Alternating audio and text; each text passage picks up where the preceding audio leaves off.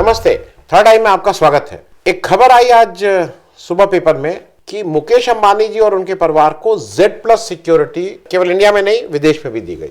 मैं आपको जो आज बात आपसे चर्चा करने जा रहा हूं, इसका कोई कॉन्क्रीट प्रूफ नहीं है। एक पैटर्न दिख रहा है और जिससे ऐसा लगता है कि ये हुआ होगा।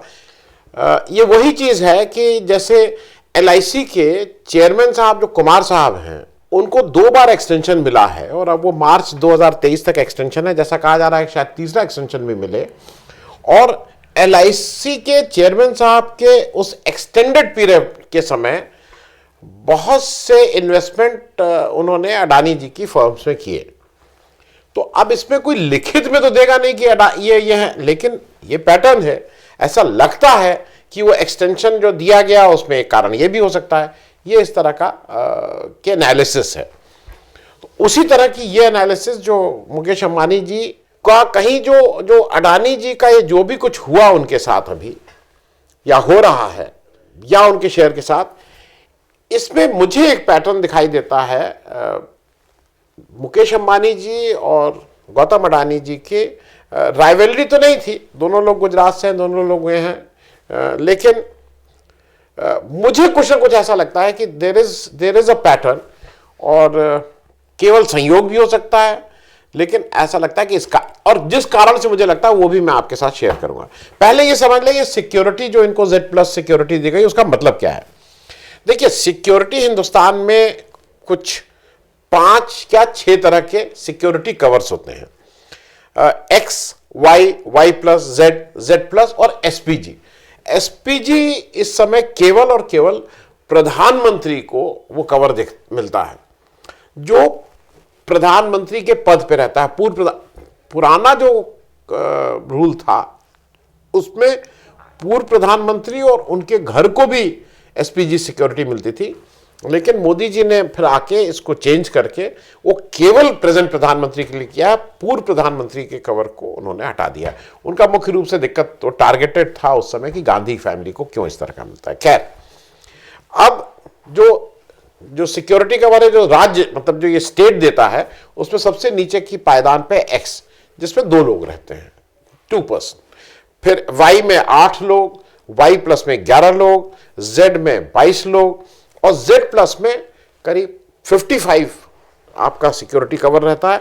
इसमें NSG कमांडोज भी रहते हैं और मतलब वो फिक्स है कि ये वाली बंदूक रहेगी, मतलब आप highest level of security in India is Z+।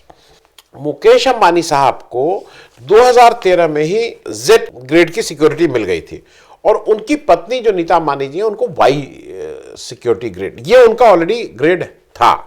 फिर अगर आपको याद हो कि फरवरी 2021 में मुकेश अंबानी जी के घर के बाहर कुछ विस्फोटक मिला था एक SUV में, और फिर वो बड़ा हल्ला गुल्ला मचा था उस पर, और उसके बाद 2022 में इनके सिक्योरिटी को Z से Z+ में अपग्रेड कर दिया गया था। और ये सब थ्रेट परसेप्शन को लेकर और इत्यादि इत्यादि को होता है। Z+ is the highest. मैं समझ के लिए बता दूं, Z+ सिक्योरिटी कवर में यूपी के चीफ मिनिस्टर योगी आदित्यनाथ जी हैं, भूतपूर्व राष्ट्रपति रामनाथ कोविंद जी हैं, ये सब लोग Z+ सिक्योरिटी के कवर में हैं। इस आदेश के अगेंस्ट त्रिपुरा हाई कोर्ट में एक विकास साहा जी हैं, उन्होंने एक पिटीशन डाली कि ये Z+ सिक्योरिटी मुकेश अंबानी जी को पूरे भारत में क्यों मिलती है। उनके हिसाब से this should be restricted to Maharashtra only, क्योंकि महाराष्ट्र उनका प्लेस ऑफ रेजिडेंस भी है और प्लेस ऑफ बिजनेस भी है, तो बाहर आप इस तरह की सिक्योरिटी क्यों देते हैं। और इसके लिए उन्होंने एक त्रिपुरा हाई कोर्ट से एक ऑर्डर, फेवरेबल ऑर्डर करवा लिया गृह मंत्रालय से, उनके थ्रेट परसेप्शन कहां कहां देश में, इसका डिटेल ला के दीजिए। फिर यह मामला चला गया सुप्रीम कोर्ट। सुप्रीम कोर्ट ने एक कॉम्प्रिहेंसिव ऑर्डर कल पास किया, जिसमें उन्होंने मुकेश अंबानी जी की सिक्योरिटी जो Z+ सिक्योरिटी है और जो उनको उसकी कॉस्ट उनको देनी होती, चाहे वो Z था चाहे Y था, इसकी कॉस्ट वो मुकेश अंबानी जी ही देते हैं, मतलब रिलायंस देती है।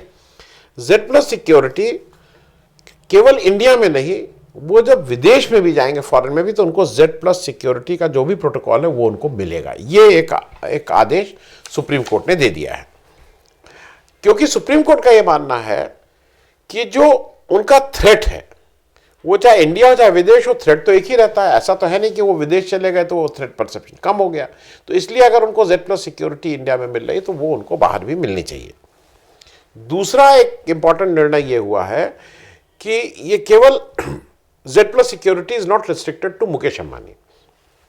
ये उनके परिवार में शायद 5 लोगों को, सबको, मतलब अब पूरे परिवार को Z+ सिक्योरिटी मिलेगी, इंक्लूडिंग उनकी वाइफ नीता अंबानी जी। अब ये आपको मैं इसलिए बता रहा हूं कि देयर इज अ रिलेशनशिप। फरवरी 2021 में एक वहां आपको विस्फोटक भरा एक SUV मिलता है एक, अब करीब 2 साल हो गए हैं।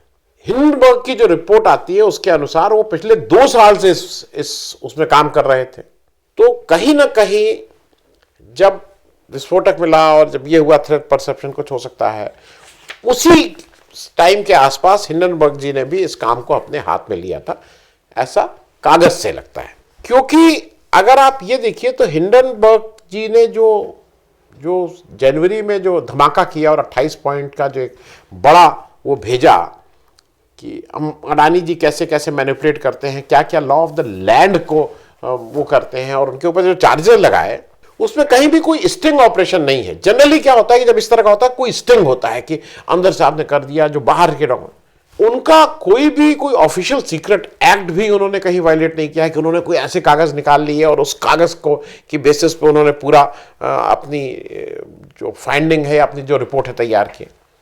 उन्होंने जो कुछ किया है सब पब्लिक डोमेन में है, सब हमको आपको सबको उपलब्ध है अगर कोई भी उस पर रिसर्च करना चाहे तो। अब जिस ढंग से वो सिलसिलेवार है वो बिल्कुल साफ लगता है ये किसी इनसाइडर का वर्क है या किसी ऐसे व्यक्ति का वर्क है या किसी ऐसी संस्था जो इन चीजों को समझती है, जो इंडियन मार्केट समझती है, law of the land India का समझती है कि यहां पे क्या कौन सा लॉ चलता है और ये कहां कहां गड़बड़ की गई है, ये हिंदुस्तान के पर्सपेक्टिव के हिसाब से बिल्कुल ठीक से समझती है। तो कोई ना कोई तो कंसल्टेंट, एडवाइजर, कोई ऐसा व्यक्ति जिसका इसमें इंटरेस्ट हो, वो हिंडनबर्ग साहब के साथ यहां से फीड कर रहा है, ये तो स्पष्ट है। तो ये कौन दे रहा है, क्या दे रहा है और इससे क्या है, ये इस पे हमको और आपको गैसी थोड़ा करना होगा। अब मैं तीसरी बात पे आता हूं जहां से मुझे लगता है कि क्या हुआ। NDTV जब अक्वायर किया अडानी जी ने, तो अगर आप देखिए तो अभी तक का उन्होंने बहुत अक्वायर किया। तो उन्होंने पोर्ट ले लिया, उन्होंने एयरपोर्ट ले लिया, उन्होंने धारवी का वो ले लिया, और ये सब कुछ वो लेते जा रहे थे। लेकिन जितने खुश और जितने NDTV लेके वो हुए, वो खुशी आपको दिखाई दे गई। पहली बार वो आके इस तरह का इंटरव्यू दे रहे थे और बड़े खुश थे और सारे चैनल पे जाके बता रहे थे कि कितना अच्छा काम किए हैं। एक चीज याद रखिएगा, NDTV का जो जहां से उन्होंने खरीदा, वो NDTV के जो शेयर्स थे उन्होंने कहां से खरीदे थे, इनिशियल शेयर्स याद करिए, करीब 29-30% शेयर। मैंने इस पे एक डिटेल वीडियो भी किया है। शेयर उन्होंने राधिका रॉय और प्रणय रॉय की जो जो शेयर थे जो एक कंपनी में होल्ड करते थे, इन दोनों लोगों की, वो शेयर खरीदे। और किससे खरीदे थे? मुकेश अंबानी द्वारा के जो कंट्रोल्ड एक कंपनी थी या रिलायंस की एक कंपनी थी, उससे उन्होंने वो स्टेक्स खरीदी थी। ये बात मैं इसलिए कह रहा हूं कि मुकेश अंबानी जो ऑलरेडी इस बिजनेस में थे, मतलब इलेक्ट्रॉनिक मीडिया के बिजनेस में, बहुत से चैनल उसमें हैं जहां उनकी स्टेक है।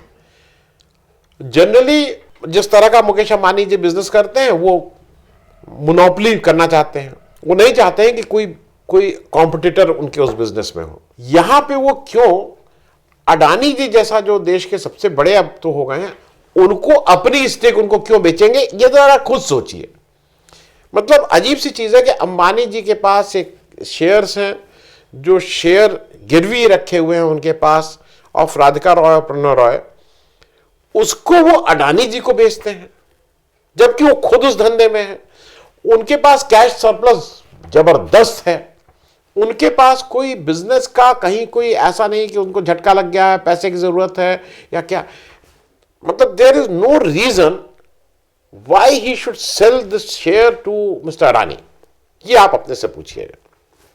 तो उसमें ये ऐसा लगता है कि कहीं से वो जो एक अदृश्य फोन आता है, जो एक अदृश्य शक्ति होती है, जिसका पावर सेंटर कहीं दिल्ली के आसपास है, उसके प्रभाव में या उसके दबाव में ये ये शेयर बेचे गए हैं अडानी जी को। ऐसा हुआ है और ऐसा पास्ट में भी हुआ है, क्योंकि ये अगर आपको याद हो, जीवी के जो बॉम्बे एयरपोर्ट को कंट्रोल करती थी, उसको एक समय का ऐसा कहा जाता, और ये तो सब जगह आरोप है कि उससे कहा गया कि भाई आप अपने स्टेक्स अडानी जी को बेच दिया ना, उन्होंने मना किया। उसके बाद उनके यहाँ आईटी की रेड हुई, किसकी रेड हुई, ईडी की रेड हुई, और फिर उन्होंने ये 10-15 ही दिन के अंदर, जुलाई में सब शुरू हुआ, 15-20 दिन के अंदर इतना उनके ऊपर प्रेशर बनाया गया कि उन्होंने अपनी स्टेक्स बेच दी अडानी जी को। तो apparently there is, Ambani ji number 2 पे अब हो गए हैं जो नंबर 1 पे थे।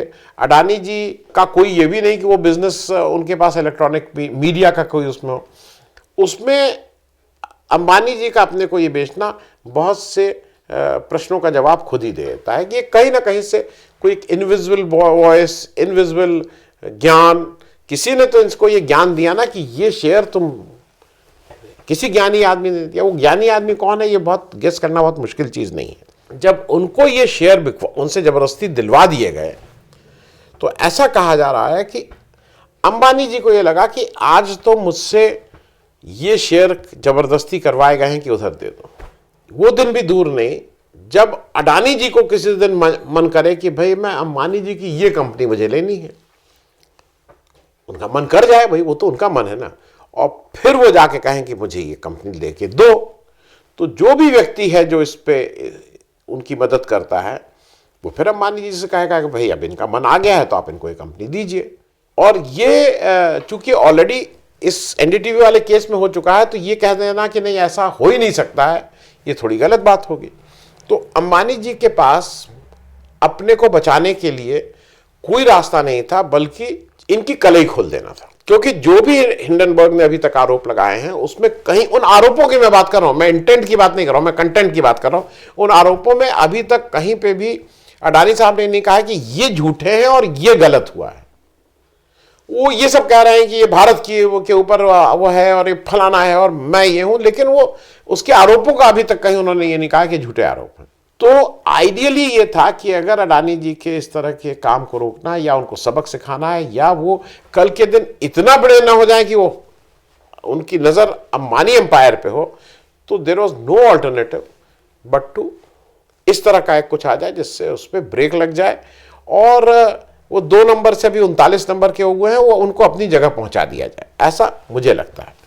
क्योंकि मैं एक चीज कह के बात खत्म करूंगा, मैं भी अंबानी जी का कोई बहुत बड़ा वो नहीं हूं। मैंने जीवन में कभी एज वो कि भाई अडानी के शेयर मत लो, अंबानी के मत लो, क्योंकि ये सब हेराफेरी करते हैं। लेकिन अंबानी जी का एक चीज जान लीजिए, अंबानी जी ने 30-40 साल में अपने शेयर होल्डर के साथ मिलके जो भी सरकार की नीतियां बदलवाई, ये कराई, मतलब लॉन्ग ड्रॉन है। और जैसा अंबानी जी के बारे में कहा जाता है कि उन्होंने अपने सारे शेयर होल्डर को हरदम प्रॉफिट करवाया। उनका कोई भी शेयर होल्डर ऐसा नहीं मिलेगा जो ये कहे कि नहीं मेरा पैसा मार दिया गया और मुझे इतना ऊपर था और इतना नीचे हो गया। वो generally he has been very kind और टू हिज शेयर होल्डर्स, जिसको अगर हिंदी में कहें तो वो खाना ठंडा करके खाना जानते हैं।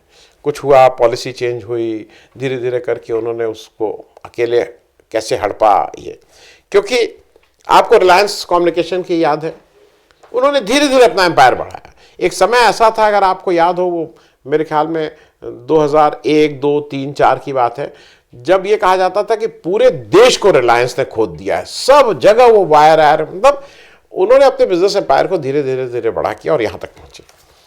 तो मेरा बिल्कुल ये ऐसा मानना है कि जो सर्कमस्टेंसेस हैं, जिस तरह का मामला है, उसमें कहीं ना कहीं बड़े भाई ने अडानी जी को ये बताने की कोशिश तो की ही है कि आप ये जो फोन करा करा के टेक ओवर कर लेते हो, डराते हो लोगों को, इस उससे सभी लोग डरने वाले नहीं हैं। और खास करके जब आपके यहाँ इतनी गड़बड़ी आप किए हुए हो, तो आपको आपकी जगह पहुंचा देना ज़रूरी है, जिससे आपके इस तरह के जो टेक ओवर में थोड़ा ब्रेक लगे।